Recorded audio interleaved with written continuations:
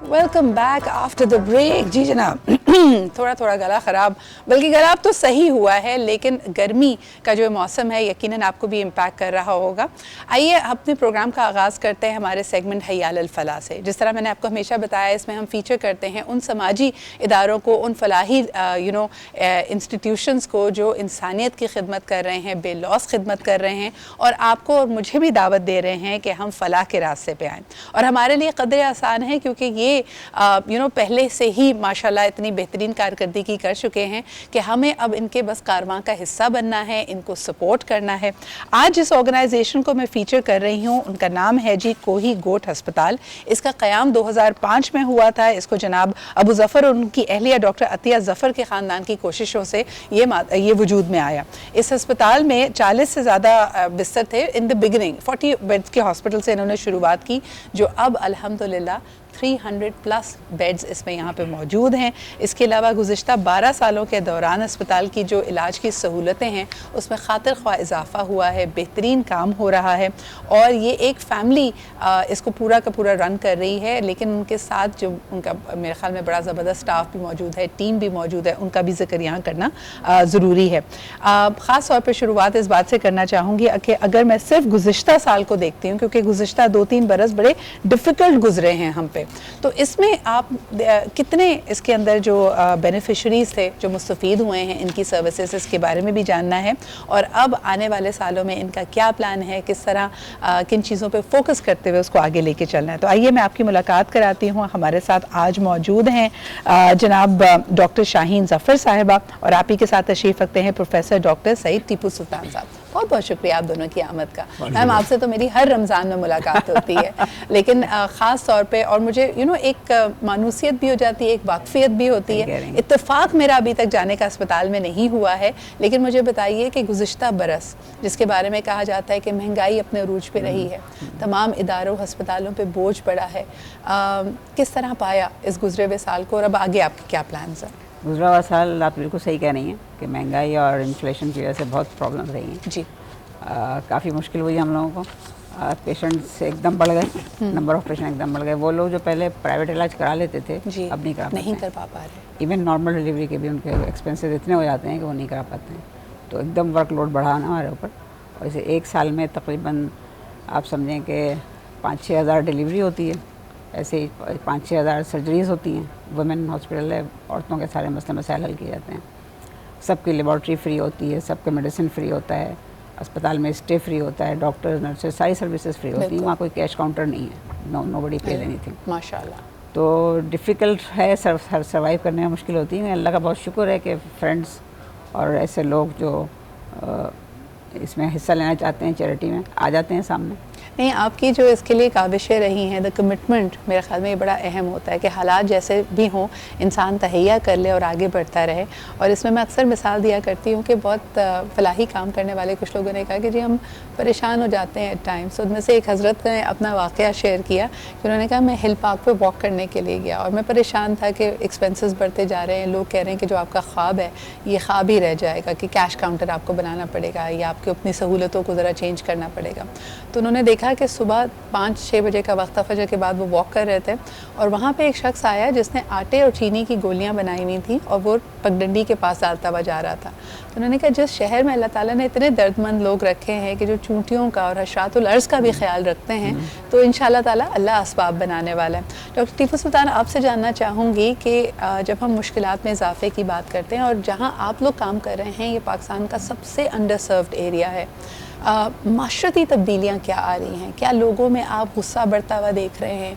क्या जहाँ सेहत की बात की जाए तो तरजीहात में ये मज़ीद पुश डाउन हो रहा है? आपकी क्या ऑब्जर्वेशंस हैं? बहुत बहुत शुक्रिया। सबसे पहले तो मैं आपकी कन्फेशन का जिक्र करना चाहता हूँ। जो अभी भी आपने कन्फेशन की थी कि आप कोही गोट अस्पताल नहीं गई हैं, तो मेरी दरख्वास्त ये होगी कि एक सेइंग है, सीइंग इज़ बिलीविंग। तो आप तशरीफ़ लाइए और आके देखिए कि हो क्या रहा है इंशाअल्लाह। बाकी जहाँ तक आपके सवाल का ताल्लुक़ है, तो ये बहुत ही मैसिव पैमाने पर हम इस वक्त देख रहे हैं, क्योंकि माशरे में बहुत सारी चीज़ें जो आ गई हैं और आ रही हैं, जिसमें कि गुर्बत सबसे ज़्यादा है और लोगों की पहुँच। हम जिस इलाके में अस्पताल चला रहे हैं वो डेलिबरेटली सिलेक्टेड है क्योंकि हमारी ज़मीन वहाँ थी फार्म हाउस की शक्ल में, तो वो इंतहाई गरीब इलाका है। वहाँ की एवरेज सैलरी 30-35 हज़ार है और वहाँ फैक्ट्री है। पहले वहाँ खेतीबाड़ी होती थी जो कि अब तकरीबन ख़त्म हो गई है पानी की शॉर्टेज की वजह से। सही। तो अब यह है कि वहाँ करप्शन बढ़ गई है, गुर्बत बढ़ गई है, और रात के बाद शाम में स्नैचिंग और इस किस्म की जो हरकतें हैं, तो उस माहौल में काम करना और उन लोगों को कैटर करना जो कि बेचारे पॉवर्टी लाइन के नीचे हैं ऑलरेडी। हमें पता है पाकिस्तान में 40% पॉपुलेशन बिलो पॉवर्टी लाइन है, और ये वो इलाका है जहाँ एग्जैक्टली दिस इज़ हैपनिंग। जब आप वहाँ उस इलाके में वॉक करते हैं, चलते हैं, तो आप देखते हैं कि इससे ज़्यादा गुर्बत नहीं हो सकती। The matters, the issues and challenges become alive, यानी उनके बारे में आपने बिल्कुल सही कहा कि ऑन कैमरा या बंद कमरे में या कॉन्फ्रेंस रूम में बात करना बड़ा मुख्तलिफ होता है, and you see it in action. Shaheen ji, एक सवाल करना चाहूँगी। कहते हैं कि किसी भी माशरे का इर्तिका उस वक्त तक पॉसिबल नहीं है, और ख़ुसूसन अगर पाकिस्तान की बात की जाए जहाँ पर 48.5% आबादी हमारी ख़वातीन पर मुश्तमिल है, but these women unfortunately they are not financially included, इनकी हेल्थ एंड सर्विसेज बहुत पीछे। अब कदरे बेहतरी नज़रिया आ रही है कि फैमिली साइजेस कुछ कम हुए हैं। आपकी क्या ऑब्जर्वेशन है, और ख़ास तौर पे क्योंकि आप बिलखुसूस ख़वातीन से रिलेटेड जो उनके सेहत के मामलात हैं, उनकी लेबर डिलीवरी है and surgeries that follow after that को देख रही हैं, कोई बेहतरी नज़र आ रही है आपको? नहीं, फैमिली साइजेस कम होना जो आप कह रही हैं, अर्बन इलाकों में तो शायद सही है, रूरल एरिया बिल्कुल सही नहीं है, बिल्कुल सही नहीं है। बहुत रेजिस्टेंस है इस चीज़ पे कि फैमिली साइज़ को लिमिट किया जाए, लोग नहीं मानते हैं। उनकी बात भी सही है, वो कहते हैं ये बच्चा बीमारी से मर जाएगा, ये एक्सीडेंट में मर जाएगा, वो गड्ढे में गिर के मर जाएगा, तो मैं तो 5-6 बच्चे तो पैदा करूँ ना। मतलब आप सोचिए माशरा, हमारी सोसाइटी कैसी है कि पेरेंट्स को पता है कि उनके 2-4 बच्चे वैसे ही मर जाएंगे, तो they have to have more children. तब सुन के दिल हिल जाता है इंसान का कि अच्छा, क्या, जो एक अंडरस्टैंडिंग होती है कि माँ बाप ने पालना पोसना है, बेहतरीन तालीम सेहत देनी है, अच्छी ग़िज़ा देनी है, मुझे लगता है कि जहाँ हम लोअर तबके में जाते हैं, ये नहीं कि वो अपने बच्चों से मोहब्बत नहीं करते, लेकिन ओरिएंटेशन बहुत मुख्तलिफ है। शायद वो तालीम देने को या अच्छी लाइफस्टाइल देने को अपने फ़राइज़ नहीं समझते। हाँ, उनका कहना ये है कि भाई रिस्क तो अल्लाह देगा ना, और उनका ये कि जितने ज़्यादा बच्चे होंगे उतनी आपके पास लेबर फोर्स होगी, तो आमदन होगी, कमा के लाएंगे। तो ये मसले ख़वातीन की जब आपने बात की, ख़वातीन के एम्पावरमेंट नहीं है हमारे पास। चाहे उनके अपने डिसीजन, अपनी सेहत के बारे में डिसीजन लेने हो, वो नहीं ले सकती, चाहे उनके एजुकेशन का डिसीजन लेना हो, नहीं ले सकती। और ख़वातीन जब वर्क फोर्स में आ जाती हैं तो वो फैमिली को पॉवर्टी से निकाल लेती हैं, और ये हम प्रैक्टिकली देख रहे हैं। हम जब मिडवाइफरी कोर्स करते हैं या नर्सिंग कोर्स 2 साल का होता है, जिसमें मैट्रिक पास लड़कियाँ इंटीरियर सिंध से और डिफरेंट बड़ी छोटे छोटे इलाकों से आती हैं बेचारियाँ, जिन्होंने कभी शहर देखा भी नहीं होता है, रोड भी नहीं देखी होती, वो 2 साल यहाँ ट्रेनिंग करती हैं, all sponsored, they don't have to pay anything, और 2 साल के बाद वो मिडवाइफ नर्स बन के तैयार हो जाती है। How can one support it? क्योंकि जहाँ आपके बहुत सारे बेहतरीन काम है, मुझे ये जो आपका इनिशिएटिव है वो सबसे बेहतरीन लगता है, to train more lady health workers या मिडवाइफ्स। तो इसमें अगर कोई हमारा देखने वाला पार्टिसिपेट करना चाहे, कोई कॉर्पोरेट ऑर्गेनाइजेशन इसमें हिस्सा लेना चाहे, तो वो कैसे आपको सपोर्ट कर सकते हैं? बहुत सीधा साधा तरीका है, हम हमारे स्टूडेंट्स को स्पॉन्सर करते हैं। 2 साल का कोर्स होता है उनका, तकरीबन 8 से 10 लाख पर लड़की पर स्टूडेंट 2 साल में खर्च होता है। उनका बोर्डिंग, लॉजिंग, उनकी किताबें, उनके यूनिफॉर्म, जूते, एवरीथिंग इंक्लूडेड। हॉस्टल में, रेजिडेंशियल कोर्स है, हॉस्टल में होता है, तो वो लोग स्पॉन्सर करते हैं कि कोई 10 बच्चियों को स्पॉन्सर कर देता है, कोई 2 बच्चियों को स्पॉन्सर कर देता है, तो इस तरीके से चल रही है। और इस वक्त हमारे पास एक क्लास में 150 स्टूडेंट्स हैं। इसके अलावा पैरामेडिक्स भी कोर्सेज चल रहे हैं, तो हमारा बहुत जोर होता है कि हम लड़कियों को ज़्यादा एम्पावर करें। बिल्कुल सही। मुझे ये बताइए कि अब माशाल्लाह इतने साल गुजर गए हैं, क़याम आपका 2005 में अस्पताल का हुआ था, अभी तक कितने लोग इस तरह ट्रेन होकर एज पैरामेडिक्स फील्ड में आ चुके हैं? मोर देन 1500 से ज़्यादा निकाल चुके हैं, 1500 से ज़्यादा लोग निकाल चुके हैं। और जो अच्छी बात ये है, जो इंटीरियर सिंध से आते हैं ना, फिर वापस जाते हैं और उस इलाके में फैसिलिटी प्रोवाइड करते हैं, जो कि सिंध में बड़ा अच्छा पॉजिटिव इफेक्ट देखा गया इसका ना। अच्छा, मुझे बताएं, जब गांव देहात से लोग शहर में आ जाते हैं, आपने जैसे कहा डॉक्टर साहब के ये लाइफस्टाइल कभी देखा नहीं होता, लेकिन जहाँ रहते हैं, जहाँ का रहन सहन होता है, जहन खुलता है। यानी जो मैं समझना चाहती हूँ, इससे पहले पाकिस्तान में कभी ये ट्रेंड नहीं था कि अब हमारे शहरों में रूरल एरिया से ज़्यादा लोग रह रहे हैं, ज़राअत से लोग दूर होते चले जा रहे हैं, जो डायरेक्ट हमारी ज़राअत थी। यहाँ आने के बाद क्या यहाँ के रंग में रंगते हैं, यहाँ पे अपनी ख़वातीन को सहूलियात देते हैं, अस्पताल जाते हैं, तो डिसीजन मेकिंग में, फ़ैसला साजी में कुछ उनमें तब्दीली आ रही है? देखिए यहाँ आते हैं, यहाँ के रंग में तो ज़रूर रंगते हैं, जाहिर सी बात है, और यह ह्यूमन नेचर है। सहूलतें किसको अच्छी नहीं लगती, हर किसी की सहूलत है, लेकिन फिर उसकी डिमांड भी बढ़ जाती है। सही। बेचारे को मैं परेशान उस वक्त देखता हूँ जब उसकी अर्निंग नहीं बढ़ती। ओके। तो उस छोटी सी अर्निंग में खर्चा बढ़ जाता है उसका, और ये मैं फ्रस्ट्रेशन देखता हूँ इन लोगों जो मैं बात करता हूँ उनसे, कि आ तो गए लेकिन अब किराया मकान का देना पड़ रहा है या चीज़ें महंगी हैं। फिर वो मुझसे कहता है कि साहब कि मैं तो उधर भला था, वहाँ खर्चा कम होता था। लेकिन बहरहाल यहाँ जॉब अपॉर्चुनिटी है इसलिए वो आया है, यकीनन किसी वजह से आया है। वो इस चक्कर में आया कि साहब कि ज़्यादा पैसे कमाएगा और अच्छी ज़िंदगी गुजारेगा, लेकिन वो अचीव नहीं कर सकता। सही। और उसको ये प्रॉब्लम है फिर, और वो मेरे ख्याल में फ्रस्ट्रेशन भी बढ़ती है, तभी लोगों का रुझान जाता है, या तो रेडिकलाइज हो जाते हैं या क्राइम की तरफ मुतवज्जे होते हैं।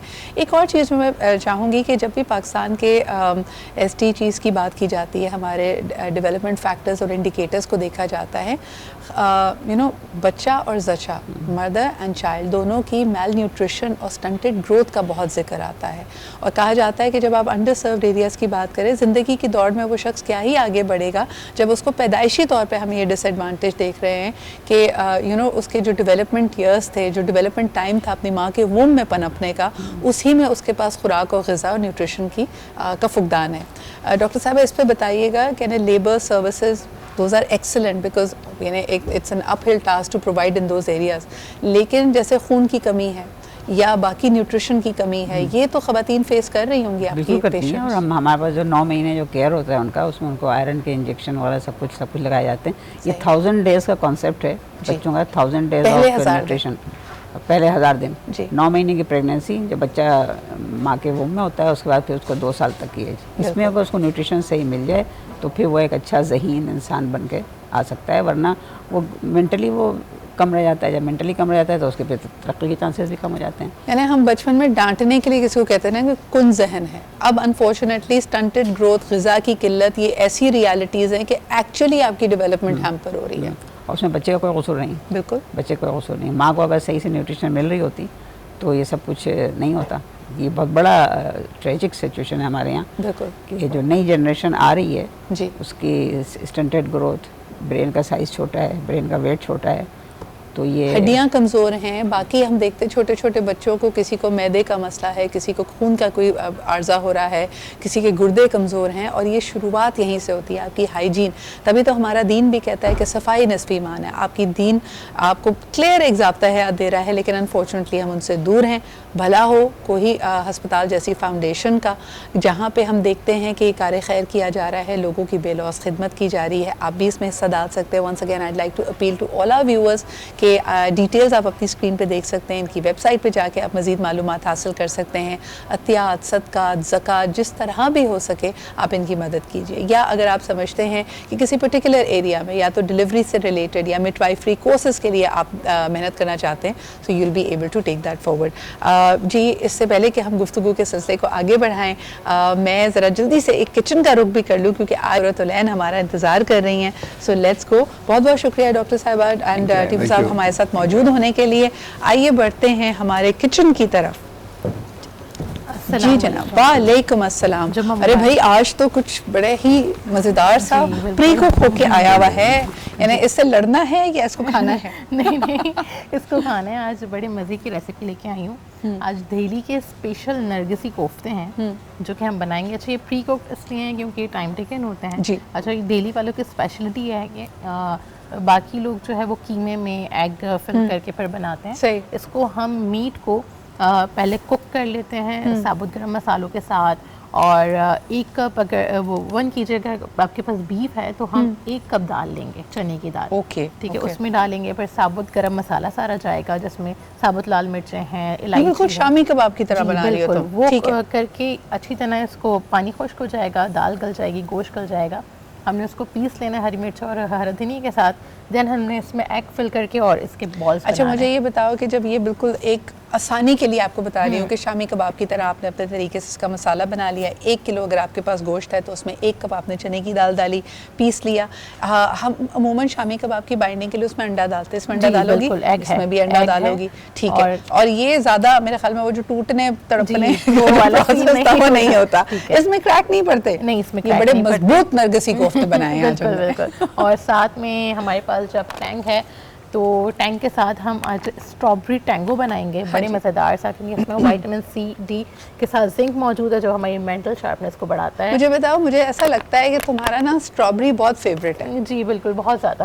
कल मेरा इतना रिकॉर्ड लगाया ना, कल मैं पहली दफ़ा इफ्तार पे बाहर गई कुरत, और वहाँ पे ना मैंने रेस्टोरेंट से वैसे ही पूछा कि मैंने कहा शरबत और आपके पास कूलर्स और चिलर्स कौन कौन से हैं, तो इतने मज़े से जो हमारा सर्वर था ना वो कहता है मैम इसमें लिखा तो है रोज़ कूलर लेकिन ये असल में जामी शीरी है। मेरी तो हंसी निकल गई और सब ने मेरा रिकॉर्ड लगाया क्योंकि मैंने अपनी तरफ से बड़ी कोई सबसे एग्जॉटिक ड्रिंक उठाई थी और मैंने कहा था जी मैं रोज कूलर पीऊंगी, उन्होंने कहा मैम ये जामी शीरी है।